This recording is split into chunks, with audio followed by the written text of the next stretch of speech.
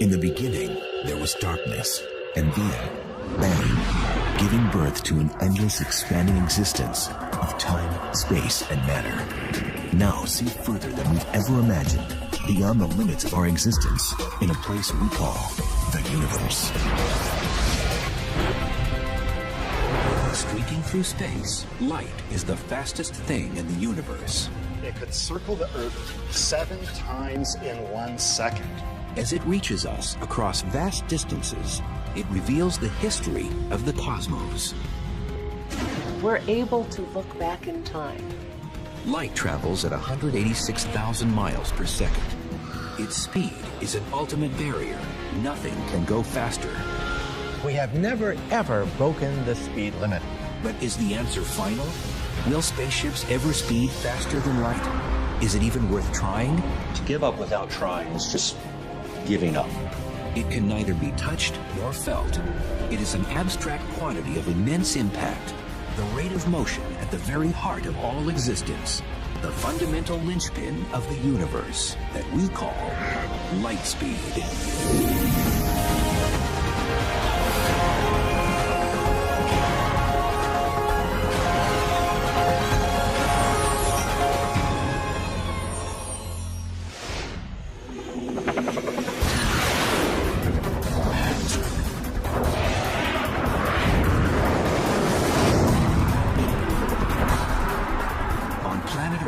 Speed is in demand.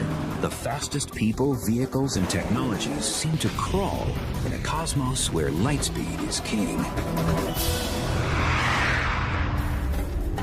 More than king, the speed of light is the cornerstone on which the universe is built. There's a famous saying in physics, which is that the speed of light is not just a good idea, it's the law. The speed of light is one of the most important speed limits in the entire universe. The speed of light, 186,000 miles per second, is just incredible. I mean, if light traveled in a circle around the Earth, it could circle the Earth 7 times in 1 second. That's an incredible speed. That incredible speed is the first thing we encounter when confronting the phenomenon of light. To say it is fast is a colossal understatement. It's amazing to me that when I talk on my cell phone, I can talk to somebody clear across the country, and I'm not really aware of any time lag. And that signal is going from my phone to a tower, up to a satellite, back down, and it seems instantaneous. So we really take for granted the speed of light could practically be infinite to us. Physics professor Clifford Johnson of USC is an avid bike rider. Circling a track, he considers trying to cover the same 186,000 miles that light does in 1 second. He'll find, however, that his work will be cut out for it. To travel the distance that light moves in just 1 second, it would take me 22 months on a bike moving at 12 miles an hour, cycling 24 hours a day. But the speed of light, in relation to the speed of life, makes our world work in just the way we've come to expect. One of the beneficial effects for humanity of having the speed of light be as fast as it is that what you see is what you get. Light speed makes everyday experience virtually instantaneous. When the light bulb goes on, you see it right away. Anything that happens around you registers immediately. And certain experiences make it crystal clear that light travels faster than anything else, including sound. One interesting consequence of the great speed with which light travels is that you see a flash of lightning essentially instantaneously, but you hear the thunder only later on. But light speed has its limits when stacked up to a place as large as the universe. We think that the speed of light is unimaginably fast on a human scale. However, in astronomical terms, it's actually kind of pokey.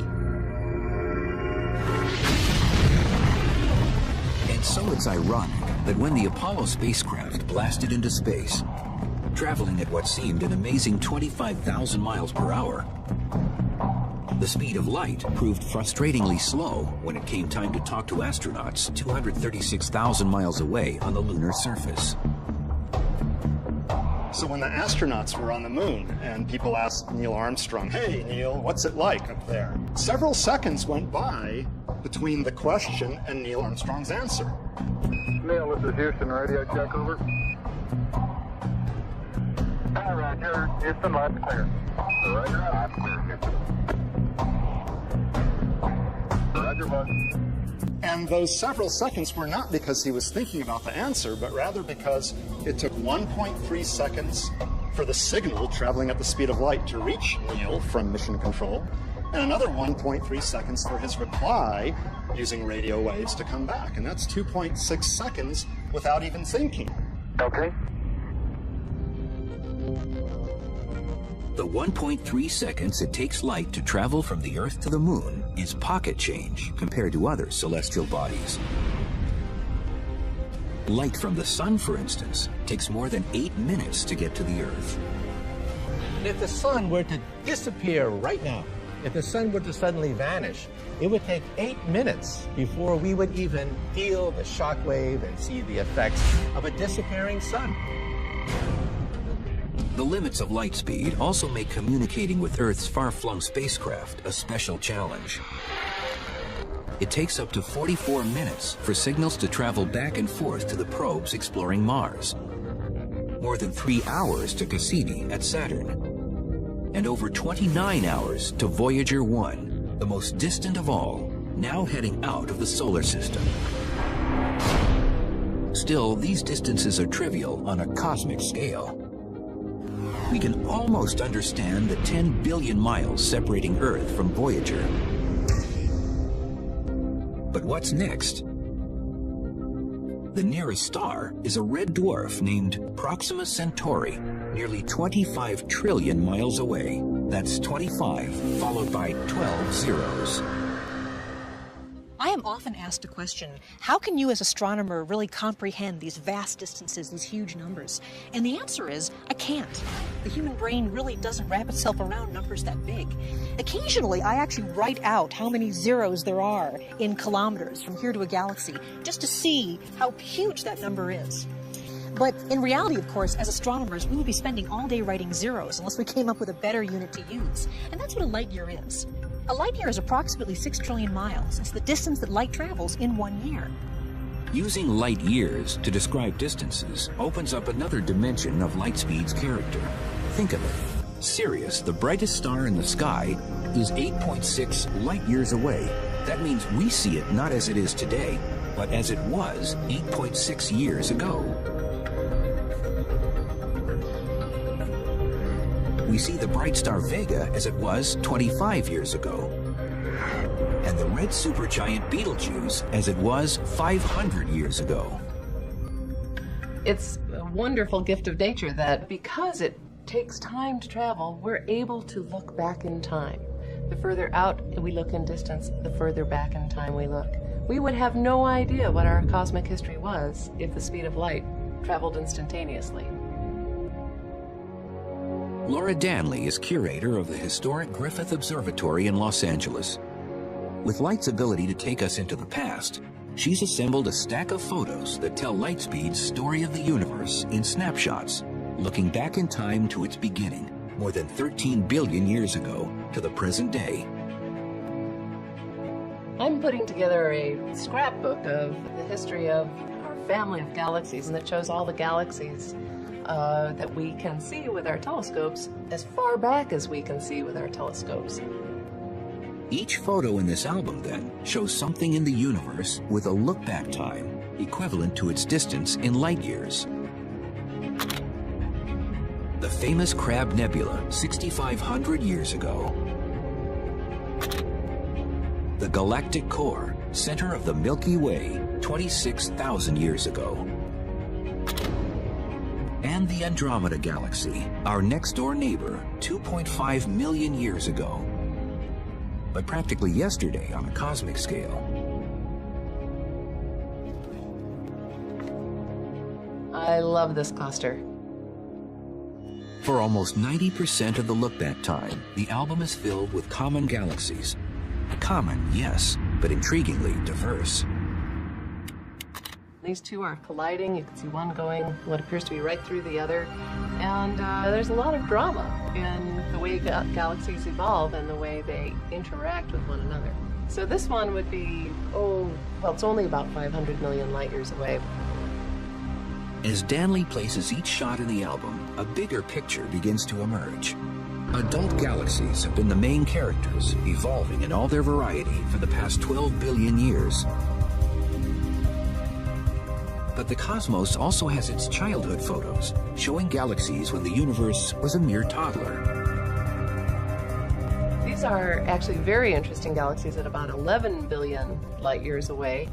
These compact galaxies represent what might be a two or 2.5-year-old child, just really learning how to walk. But even these galaxies have their younger brothers and sisters. This spectacular shot shows a gravity lens, a cluster of galaxies 2.2 billion light years away that bends light, allowing us to see much further in space and time. The lens reveals a tiny speck identified as one of the earliest galaxies we can see, as it was 13 billion light years ago, still an infant in the evolving universe. Galaxies, when they were babies, really don't have a lot of distinguishable features. They're kind of blobs. They don't really have a lot of structure. The universe as a whole was something of a blob at the beginning of its life, too. What we see of that time are the first light waves in history, reaching us only now, 13.7 billion years after they flashed into existence. We see them in the picture of an afterglow from the Big Bang. And they are known today as the cosmic microwave background radiation. The cosmic microwave background radiation is the most distant thing we can see. It is, in a sense, the picture of the baby upon delivery. NASA's all-sky picture reveals a glow that is uniform everywhere we can see. The universe as it was in a cosmic moment after its birth. But here, our view comes to a sudden halt. What we can see of the universe is limited, not by the size or power of our instruments, but by the barrier of light speed itself. How can the fastest thing in the universe make us blind to the infinity of space?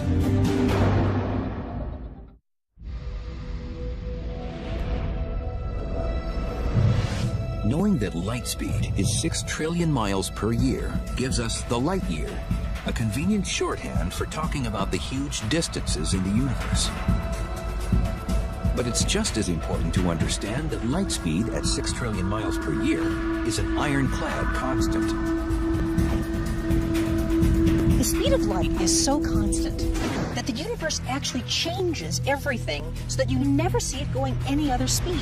So the speed of light really is the measuring stick of the entire universe.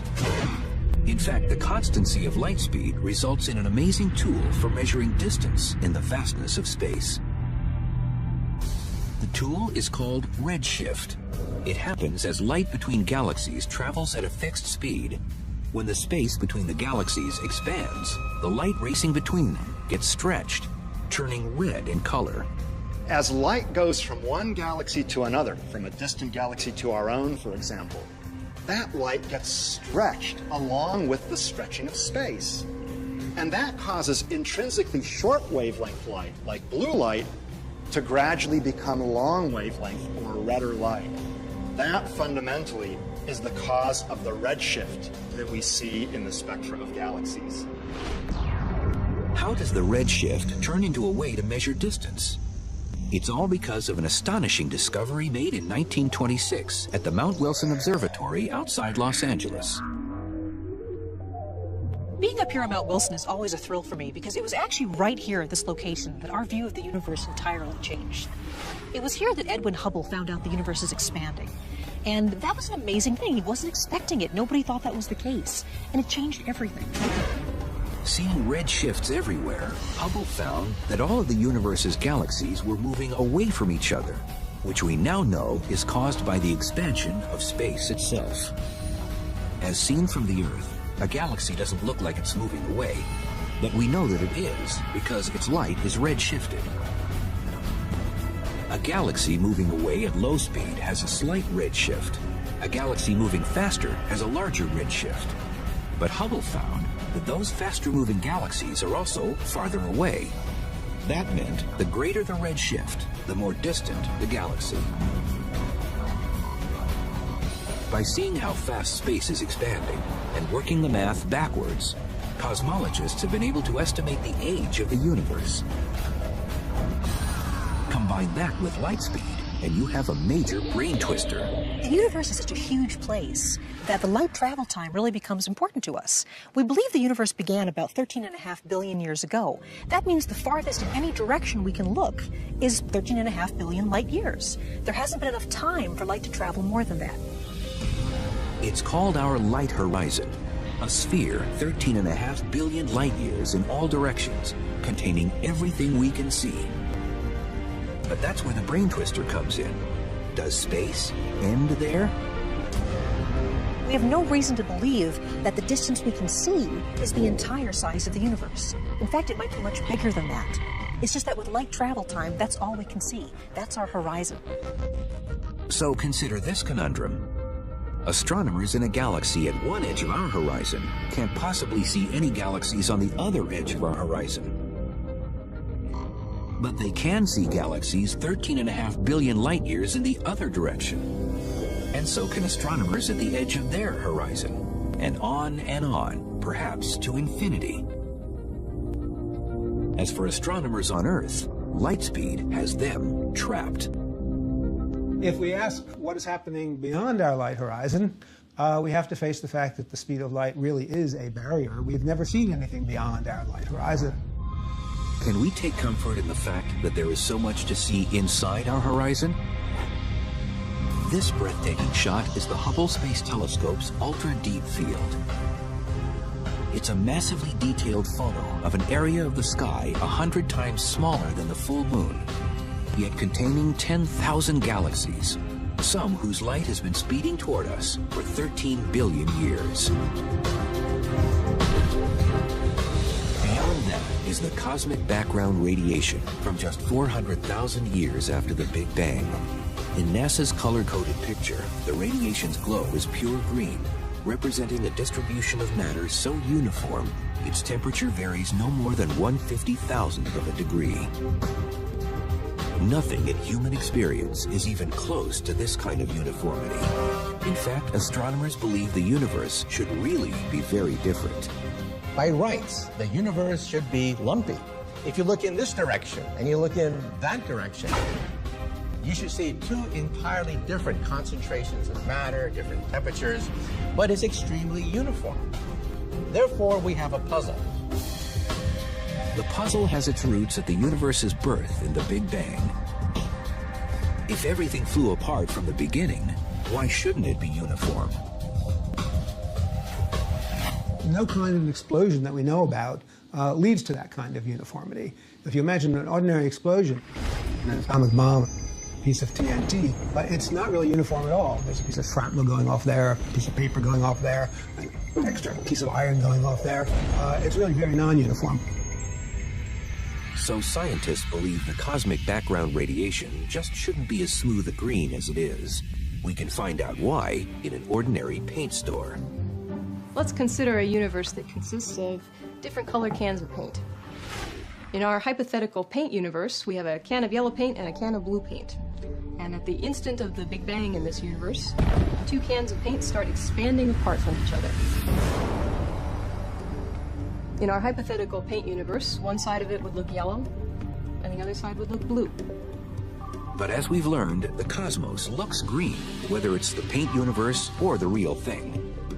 The two colors of paint represent the different particles in the infant universe. To end up a uniform green, like the cosmic background radiation, they had to be touching.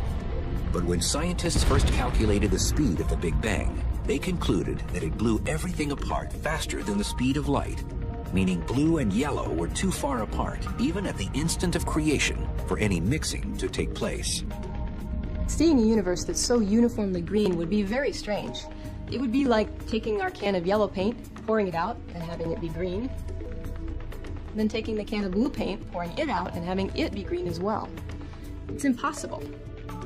This horizon problem can be solved by a theory that I've worked on called inflation, which is a twist on the Big Bang. Inflation is now the widely accepted variation that makes the Big Bang work without the limit imposed by the speed of light. Another way this could have happened is that our paint universe might have expanded only this far. The two cans of paint have enough time to mix and become uniformly green before the universe undergoes a sudden period of expansion that occurs faster than the speed of light. This would spread green paint all over the universe. If this theory is right, the period of inflation is really the Big Bang that we observe. The other bang that happened before that becomes really a little bang. It's just a precursor to the real Big Bang. Even today, the universe is expanding at high velocity. Galaxies speeding away from each other so fast that they seem to violate light speed as the ultimate speed limit. The faster-than-light expansion of space sets yet another limit on what we can see from Earth, where the galaxies of the universe continue to rush away from us. The galaxies that are relatively near to us, those that you can see easily, are moving away pretty fast. And indeed, the more distant ones are moving away faster. But the ones that are really far away, in fact, are moving away faster than the speed of light. And then there are the galaxies that you will never see because they started out so far away that the light from them will never reach you because the space is expanding faster than the speed of light. Space itself, then, is the exception to the rule. It can expand faster than the speed of light. But everything inside it remains bound by Albert Einstein and his theory of relativity. Albert Einstein is the cop on the block. You cannot break the light barrier. We physicists can accelerate particles to 99.9999% the speed of light, but we have never, ever broken the speed limit. But we don't need to break the limit to experience the strange province of light speed. If the universe bends and stretches around the speed of light, what happens when we hit the accelerator and start to get close?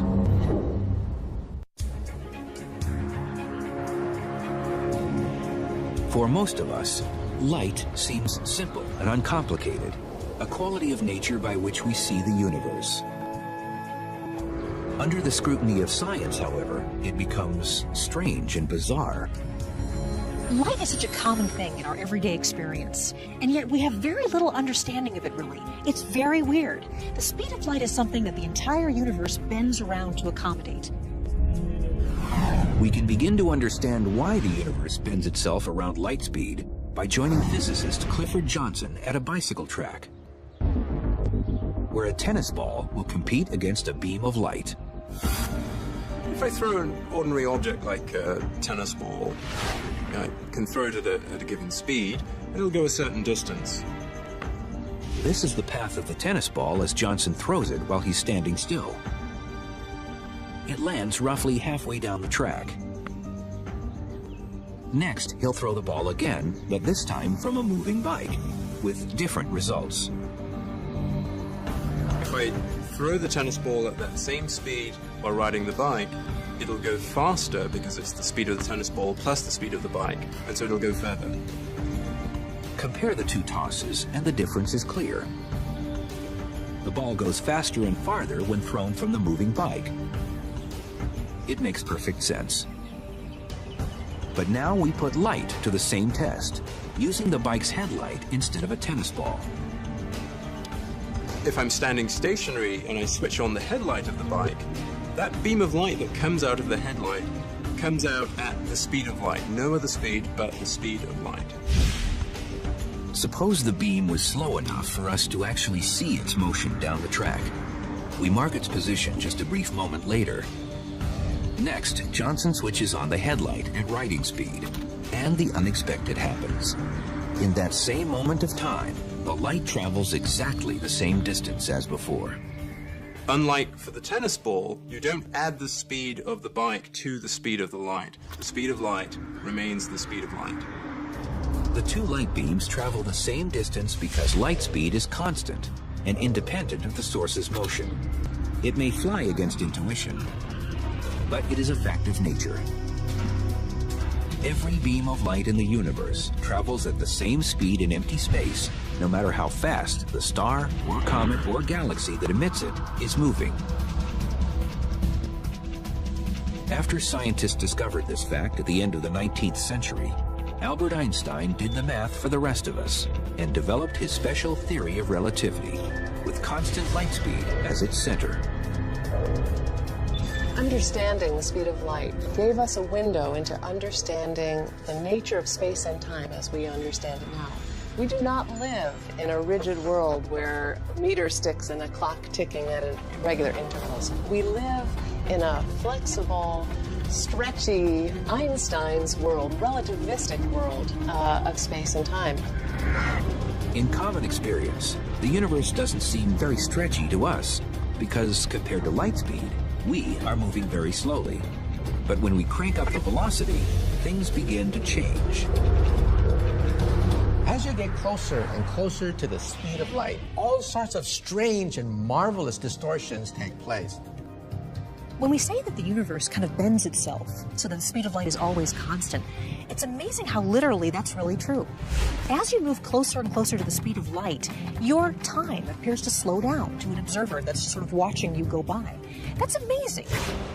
When Clifford Johnson bikes around the track, he needs to be going about 56 million times faster than his current 12 miles per hour to get close to light speed.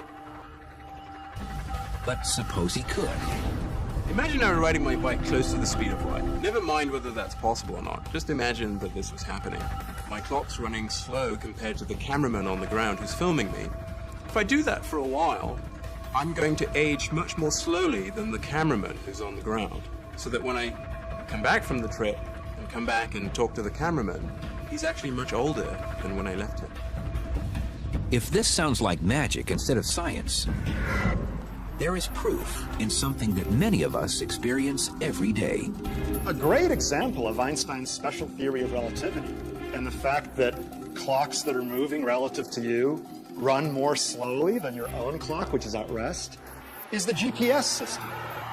The global positioning system lets us drive our cars without getting lost. Turn right.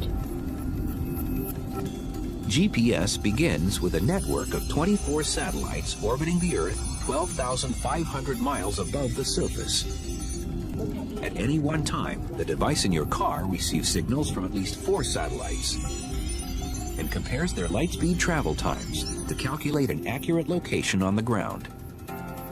Drive 500 feet, then turn right. The whole thing depends on super accurate clocks. And when the engineers designed the system, they knew the satellites would be orbiting at nearly 7,000 miles an hour. The speed is enough to slow down their clocks by a tiny fraction of a second. The engineers have factored all the relativistic time differences into the system, which gives it impressive precision.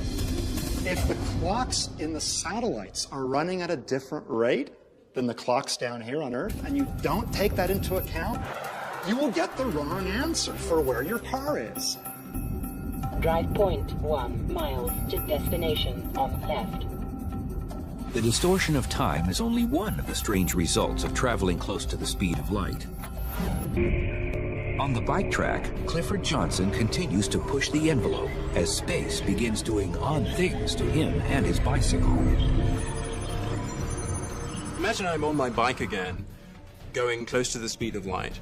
An observer looking at me would actually see, for example, that the length of my bike in the direction of motion I'm moving is getting shrunk. Actually, the bike is getting shorter. The effect is called length contraction, and together with time dilation, it is seen by a stationary observer while looking at someone traveling close to light speed. But Professor Johnson does get his own chance to witness light speed's weird effects. As his velocity closes in on light speed, his view of the world changes drastically. What I'm seeing as I move close to the speed of light, straight ahead, is that the shapes in front of me are getting quite distorted as compared to everyday life. Everything is being twisted into a sort of tunnel shape, and the colors are getting distorted in various ways. The color changes come from the Doppler effect, and the shape distortions from a phenomenon known as aberration. The distortion is somewhat similar to what you would see if you were driving through a rainstorm. If you were stationary, you would just see the rain coming straight down if you looked out of the side of the window.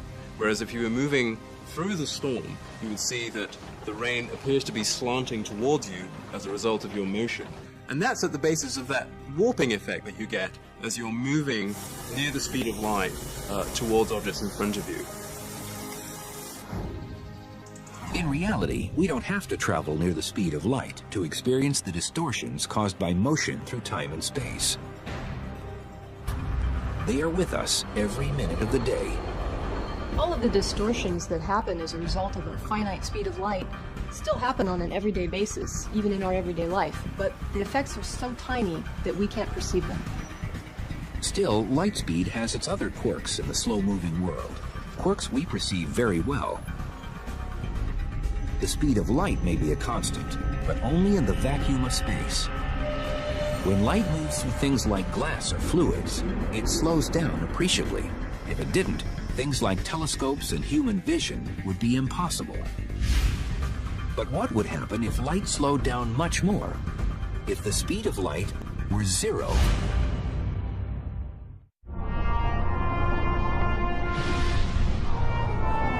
Light speed is 186,000 miles per second. It is a universal constant, but a constant with a catch.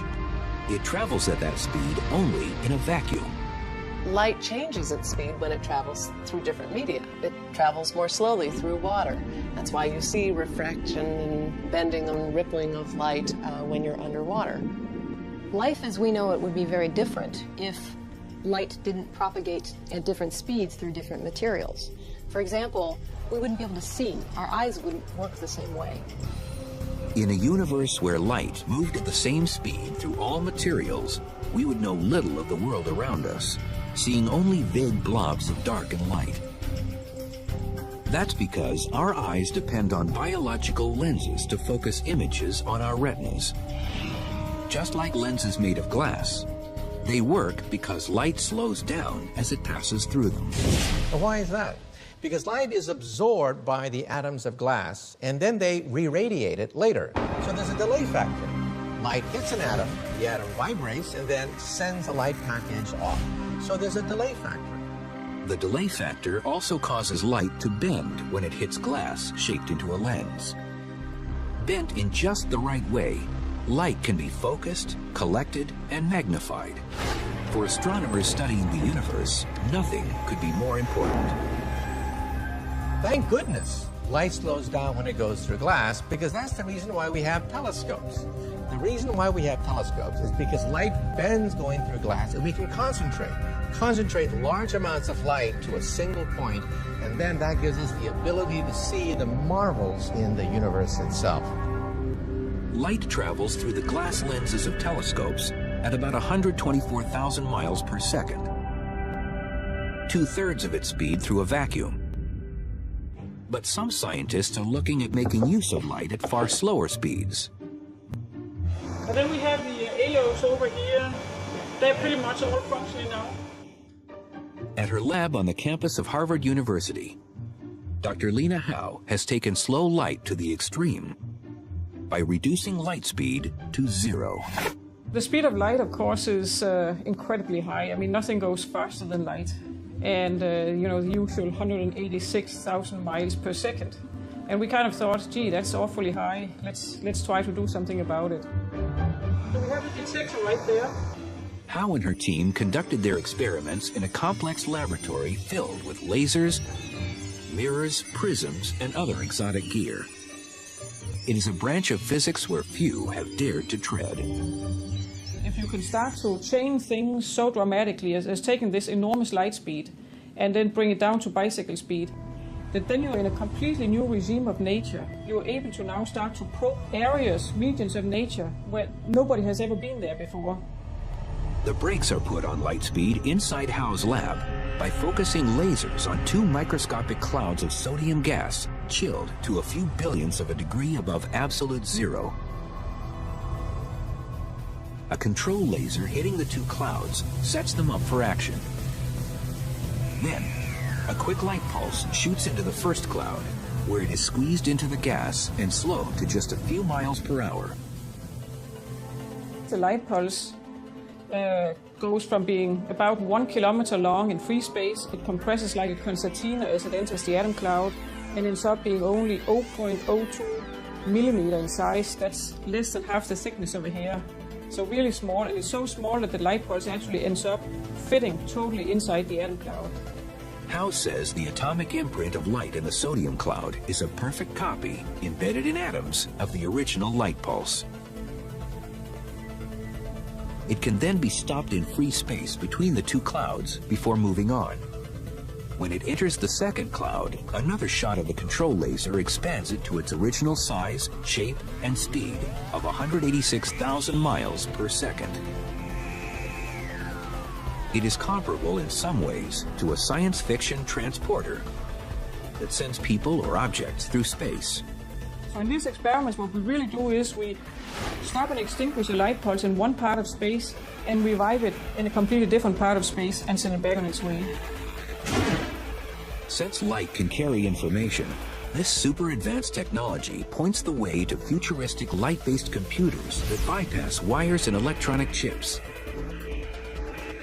Information read directly from light may be faster, more compact, and more secure than anything we have today. But the greatest vision of scientists and dreamers is to be found at the other end of the light speed spectrum. We still face the speed of light as an impenetrable wall, a speed that Dr. Einstein told us could never be exceeded. Yet history is packed with impossibles that have become realities. Will we ever, for instance, be able to reach the stars in ships that go faster than the speed of light? If so, when?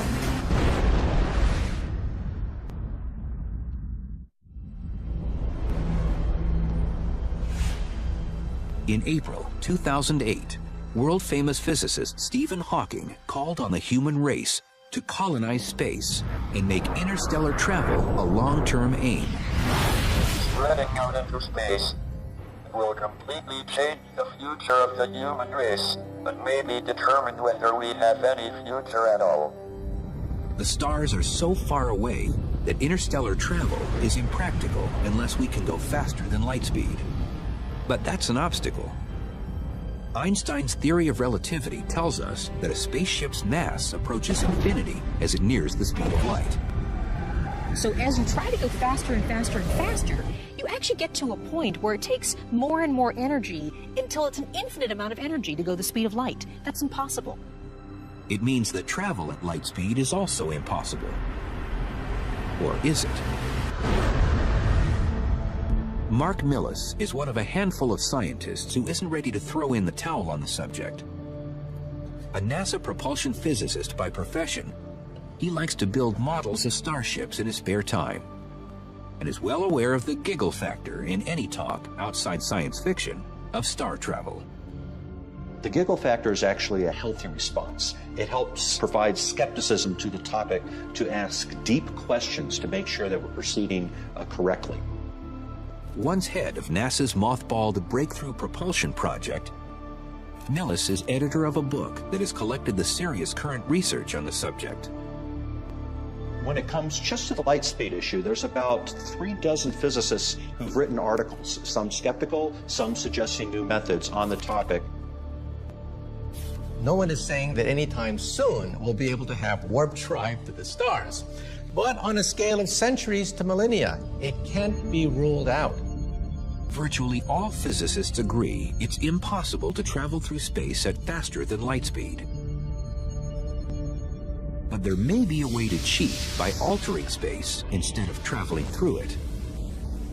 Believe it or not, even NASA scientists are studying the possibility that perhaps we can fold space, punch a hole in space, make a subway system through space and time. That's the basic idea behind using wormholes to actually twist space around on itself and take a shortcut through the universe. What would a wormhole machine look like? probably huge in scale, with equipment staged perhaps on a massive number of asteroids, arranged in a gigantic sphere. It would require an enormous battery of laser beams to concentrate tremendous energy to a single point. We have to attain fantastic temperatures, the highest energy attainable in our universe, in order to open up a hole, a bubble, a gateway, perhaps, to another universe. Another way of tricking space into letting us travel faster than light is the warp drive. Miguel Alcubierre was the first one to write about the warp drive in 1994. Alcubierre, a Mexican physicist, worked out the math for a starship propelled by warping space-time itself. Behind the ship, space-time is expanded. In front of the ship, space-time contracts. In between, the ship rides like a surfer. The ship itself sits inside a bubble, and the space around it pushes it faster than light. A successful warp drive, if it is possible at all, is probably centuries away. But in Switzerland, physicists at the Large Hadron Collider may be headed in the right direction right now. Now, the Large Hadron Collider is an atom smasher. It's a particle collider. But it's going to get to high enough energies that space and time will actually warp and bend. We're actually practicing how to bend space in the laboratory. It's the first baby step toward a warp drive. With the physics we now know, we won't travel faster than light speed in the foreseeable future. That doesn't mean we shouldn't try. Even though light speed travel might turn out to be impossible, to give up without trying is just giving up. Outside his work at NASA, Millis has founded the nonprofit Tau Zero Foundation to encourage serious research on star travel. Although few scientists are pursuing the idea actively, many agree it's worth at least the effort. Understanding our universe is one of the most basic needs human beings have as an intelligent species. So, should we pursue technologies or physics that might allow us someday to travel faster than light? Absolutely. Because we never know where this might take us. Even though we might never discover a way to travel faster than light, we might discover a whole bunch of other very useful things. And what if science ultimately proves the light speed barrier is unbreakable and star travel is impossible? It would put a whole new perspective on spaceship Earth, forcing us to use our technology to treat it well as we remain its passengers on our continuing journey through the universe.